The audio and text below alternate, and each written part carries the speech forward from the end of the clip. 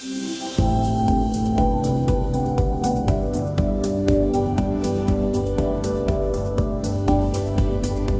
suis très heureuse d'inaugurer ce nouveau studio vidéo de la CPTS avec une nouvelle professionnelle de santé du territoire. Bonjour Charlotte. Bonjour Violaine, je suis donc Charlotte Guibert, orthophoniste en libéral dans une maison de santé à Moret-sur-Loing. Je travaille avec des enfants entre 2 et 9 ans. Est-ce que tu peux nous en dire plus sur ton parcours ? Oui, alors je suis allée me former en Belgique et ensuite je suis revenue en France. J'ai travaillé dans plusieurs cabinets libéraux. Voilà, et je suis arrivée il y a à peu près 6 ans à Moret-sur-Loing dans donc, cette maison paramédicale.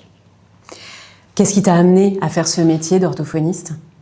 Plusieurs choses. J'avais des proches qui avaient de grosses difficultés en orthographe, donc j'avais envie de les aider parce que je voyais le handicap que ça représentait au quotidien. Et par la suite, j'ai eu aussi des camarades de classe qui bégayaient fortement et qui subissaient des moqueries fréquentes. Voilà, donc j'ai eu envie également de les aider. Est-ce que tu as des spécialités justement aujourd'hui dans ta pratique ?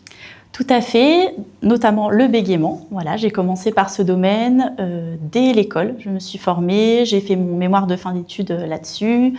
J'ai créé un matériel pour essayer d'aider ces personnes-là. Par la suite, je me suis formée en troubles logico-mathématiques, raisonnement, langage, qui sont étroitement liés. Et aujourd'hui, on a beaucoup de patients qui présentent ces troubles, notamment à cause des écrans. Voilà, parce que c'est des enfants qui manipulent très peu, qui construisent peu leur raisonnement, et donc le langage ne se développe pas non plus. Voilà, donc il a fallu se former pour répondre à ces besoins-là. Et dernièrement, je me suis formée en troubles OMF, donc en troubles oro-myofonctionnels. Troubles OMF. Alors, est-ce que tu peux développer ? Tout à fait. Donc, ce sont tous les troubles fonctionnels au niveau de la bouche, etc. Donc, la respiration est une des principales fonctions importantes. Donc, une respiration fonctionnelle par le nez permet donc un meilleur sommeil, de meilleures capacités de concentration et donc d'apprentissage chez nos patients. Donc, c'est important de les repérer, même si la demande ne vient pas de là. Il y a également la mastication, la succion, le placement de langue, la déglutition. Voilà en quoi ça consiste. Sur ta pratique et sur tous ces sujets, comment travailles-tu avec les autres professionnels de santé du territoire ? Alors, donc, dans notre maison paramédicale, on est plusieurs à travailler un peu autour de ces troubles des apprentissages, une neuropsychologue notamment, des psychomotriciennes et 2 autres orthophonistes. Voilà, on a beaucoup de chance de travailler ensemble et sur les temps de midi, on peut échanger sur nos patients communs et c'est très, très riche comme échange. Et quand on a besoin également d'orienter nos patients, selon les troubles et les observations, on peut donc les orienter vers des ORL, des podologues, des orthoptistes, des dentistes également.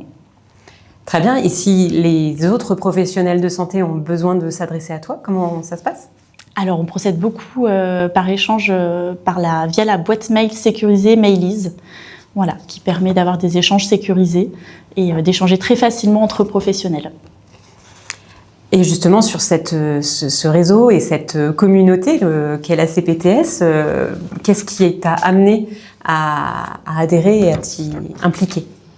Alors justement, j'avais envie de rejoindre cette association. La possibilité, grâce au réseau de la CPTS, peut-être d'arriver à avoir des professionnels en face pour diagnostiquer nos patients, parce que c'est très compliqué en ce moment, surtout pour les neuropédiatres, les pédopsychiatres également. Voilà, nos patients ont besoin de ces professionnels et en ce moment, on est un petit peu limité. Et dernier point, pour pouvoir participer à des projets de prévention, notamment, j'en parlais tout à l'heure sur les écrans. Voilà, et c'est encore nécessaire aujourd'hui de pouvoir parler des écrans, du temps d'exposition aux écrans, et également sur les troubles donc OMF, pouvoir parler de cette respiration fonctionnelle pour de meilleures capacités d'apprentissage. Merci beaucoup Charlotte de t'être prêtée à cet exercice. Merci Violaine.